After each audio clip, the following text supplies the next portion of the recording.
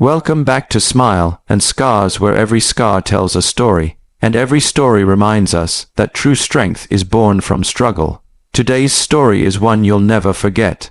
It was just after midnight, the kind of quiet that feels too still, like the world's holding its breath. On the edge of a quiet California neighborhood, Steven Seagal's wife, Laura, sat alone, reading a book by the dim glow of a bedside lamp. Steven was out of town for a martial arts seminar, and though she'd gotten used to his travels, something about this night felt uneasy. At exactly 12:03 a.m., a black van slowed in front of their house, its headlights flickered off, engine humming low. 3 men sat inside, faces hidden behind ski masks. Their leader, Viper, a hardened ex-con with snake tattoos crawling up his neck, whispered, "This is the place, in and out, no noise, no witnesses." What they didn't know was whose house this really was. Laura got up to make tea when she heard a faint metallic click from outside the back door lock being tampered with. Her stomach dropped. She froze, her pulse racing. She reached for her phone, no signal. The Wi-Fi was down. A chill ran through her spine as she realized they'd cut the power. Within seconds, the back door creaked open. Shadows moved across the kitchen wall. "Search the place," Viper ordered in a low growl. Laura backed up slowly, grabbing the nearest thing, a cast iron pan, her only weapon. The first intruder, a twitchy young man named Kyle, stepped inside, flashlight cutting through the dark. He spotted her instantly. "There she is." Laura swung the pan hard, catching him off guard. Crack.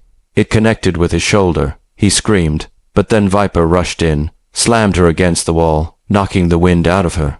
"Where's the safe, lady?" he hissed. "There isn't one." Laura gasped. "Don't lie to me." He hit her again, knocking her to the floor. The sound of her body hitting the tile echoed in the darkness.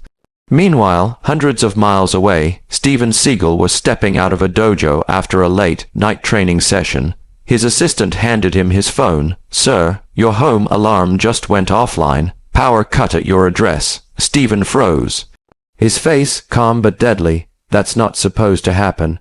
Within minutes, he was in his car, speeding toward the airport. He called a friend in law enforcement. "I need a bird ready for takeoff now." "Steven, what's going on?" "Someone's at my house." Back at the house, Viper dragged Laura toward the living room. "Tell me where the money is, or this gets ugly." "There's no money," she cried. Viper raised his pistol, eyes cold. "Wrong answer." Kyle hesitated. "Boss, come on, she's unarmed, shut up." Viper snarled. Then, with no hesitation, bang, the gunshot shattered the silence. Laura fell, clutching her shoulder. Blood seeped through her shirt. Viper cursed. "You idiot, she's bleeding out. Let's grab what we can and go." They tore through drawers, grabbed whatever valuables they found, unaware that the gunshot had triggered something Steven himself had designed. A silent GPS emergency signal that pinged his personal phone. By the time Steven's helicopter was airborne, his mind was razor sharp, focused. "Eta," he asked the pilot. 13 minutes. Steven's voice was calm. "Make it 10. Below, the men tossed stolen goods into the van. Kyle was shaking. "We shouldn't have shot her, man. We went too far." Viper shoved him. "You think I care?" She saw our faces. But then a distant thump, thump filled the air. Kyle frowned. "What's that sound?" The pilot light of a chopper cut through the dark. Viper's eyes widened. What the hell? Steven landed in his backyard like a ghost. He didn't run. He moved slow, controlled, silent, the kind of movement that comes from decades of discipline.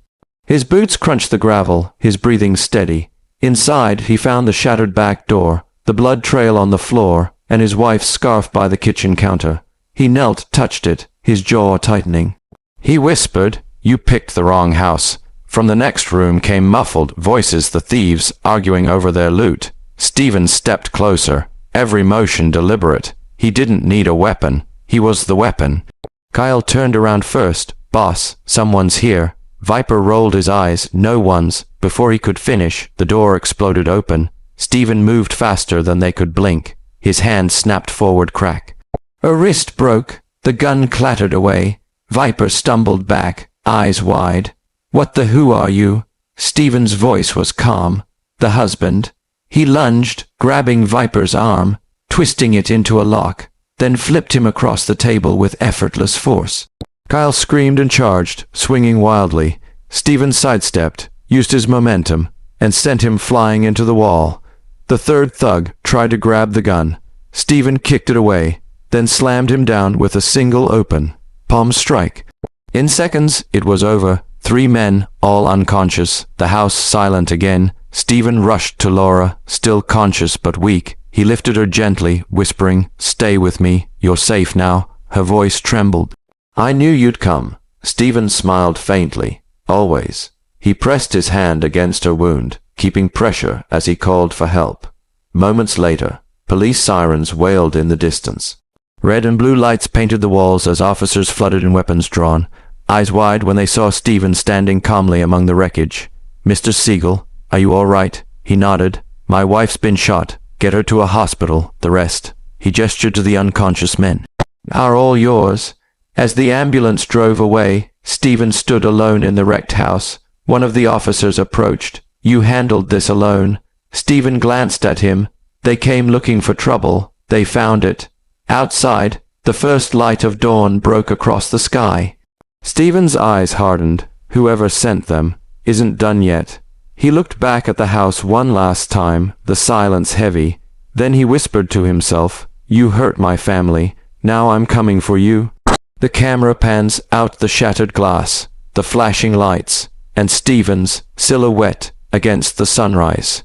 The sun had barely climbed above the horizon when Steven Seagal stood on his porch, watching the ambulance disappear down the road. His eyes were cold, still as stone. He wasn't just angry, he was focused.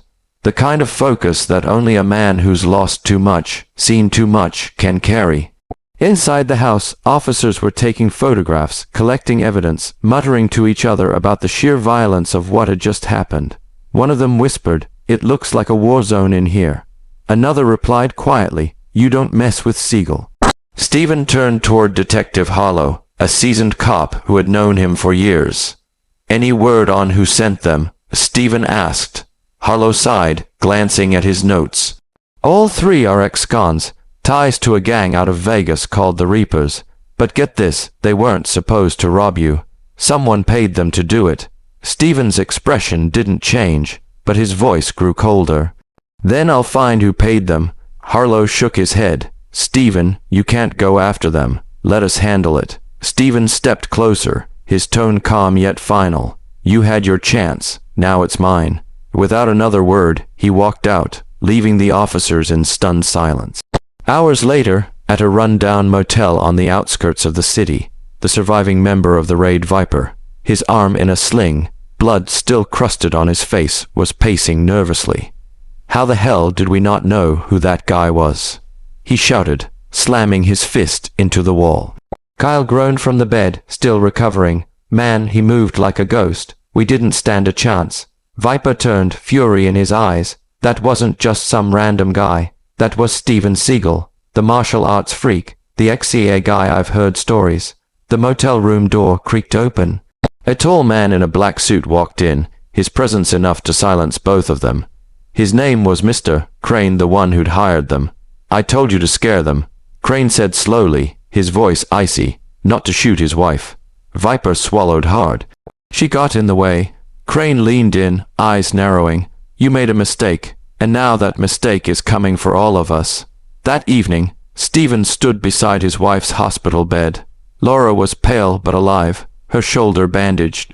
She reached out, touching his hand weakly. "Steven, please don't go after them." He smiled faintly. "You know me better than that." She shook her head, tears welling in her eyes. "You don't have to prove anything. Just stay with me." He leaned down, kissed her forehead, and whispered, "I have to make sure they never come near us again." When he walked out of the hospital, he wasn't just leaving, he was hunting. Night fell over the city.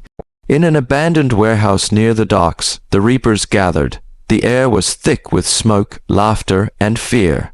They were trying to convince themselves that Steven Seagal wouldn't come after them.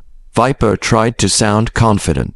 "He doesn't even know who we are. By the time he figures it out, we'll be long gone." But deep down, he knew Steven would find them, and just as he finished talking, the lights in the warehouse flickered. Then went out. Someone whispered, "Yo, what's going on with the power?" Another answered, "It's just the fuse, a crash." The side door slammed open, and a silhouette stepped into the light of the moon, tall, broad-shouldered, silent. Viper froze. No way. Steven's voice was calm, low, and deadly. "You wanted a fight. Now you've got one." The room erupted in chaos. One of the gang members swung a bat. Steven sidestepped and disarmed him in a single move, snapping the bat in half across his knee. Another lunged with a knife. Steven blocked, twisted, and dropped him to the floor with a bone-shattering strike. Viper grabbed a chain, shouting, "Kill him." 3 more came at once. Steven moved like flowing water, fluid, efficient, merciless. A spinning kick sent one crashing through a table. An elbow strike crushed another's jaw. The third tried to run. Steven grabbed him by the collar and slammed him into a wall. The sound of breaking bones echoed through the warehouse. Within seconds, only Viper remained standing, panting, chain trembling in his hands. "You think you're some kind of hero," he spat. Steven stepped closer. "No, just a husband." Viper swung wildly. Steven caught the chain mid-air, yanked it forward, sending Viper stumbling. Then, with one swift move, Steven grabbed him by the throat and pinned him against the wall. "Who sent you?" Steven demanded. Viper gasped for air. "Crane. It was Crane. He paid us to do it." "Why?" "He said you cost him money years ago. Some deal gone bad." Steven's eyes darkened. He released Viper, letting him collapse to the floor. "Tell Crane, I'm coming." Later that night, Mr. Crane sat in his glass-walled office, surrounded by guards. He poured himself a drink, smirking. "So Seagal's still breathing. Impressive." Suddenly, one of his guards burst through the door, bleeding. "Sir, he's here." The lights went out. In the silence, only Crane's panicked breathing could be heard. Then the sound of footsteps, slow, heavy, purposeful. "Crane." Steven's voice echoed from the dark. "You sent men to my home. You shot my wife. And you thought there'd be no price." Crane spun around, pulling a pistol from his desk. "Stay back, Seagal. You don't scare me." Steven stepped into the light, calm, composed, eyes filled with quiet rage. "You should be scared." Crane fired, once, twice. Steven moved faster than the eye could follow, twisting, redirecting Crane's arm and disarming him effortlessly. The gun hit the floor. Crane stumbled back, gasping, "You can't do this. I have power." Steven leaned closer. "Power means nothing when you hurt innocent people." Then a single strike, clean, controlled. Crane crumpled to the ground, unconscious. Steven stood over him, breathing steady, then walked away without another word. Outside, the night air was cold and quiet. Steven looked up at the stars, the weight of everything finally catching up to him. He wasn't proud of what he'd done, but he knew it was necessary. When he returned to the hospital, Laura was awake, smiling faintly. "It's over?" she asked softly. He nodded. "It's over." She squeezed his hand. "You did what you had to." Steven smiled. "No one hurts my family. Not ever." The camera zoomed out, the hospital lights glowing behind them. Steven standing tall beside his wife, the silent protector. The legend, who didn't need to boast because his actions said everything.